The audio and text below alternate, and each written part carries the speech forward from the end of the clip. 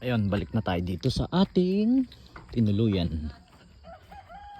At ako ay mag-CR muna. Tapos ay moving na rin. Baka kung anong oras na naman balik ng Manila. Ay, nilaki.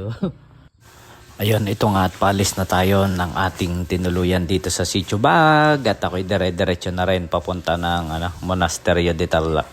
Ayun. Sana safe ang lahat sa aking biyahe mga kalups.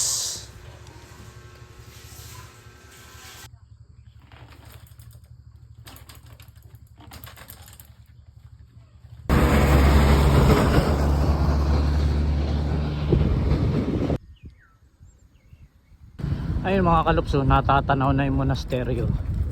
Ayun may ahon din, matindi. Woohoo!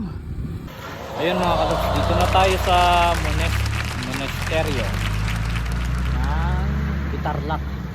The Rising Christ Community, welcome you here at yun. Ayun mga kalups. Hindi na ako masyado magtatagal dito, gawa ng baka ako'y gabihin na naman sa daan. Pabalik na tayo. Yan, pasok na ako sa loob.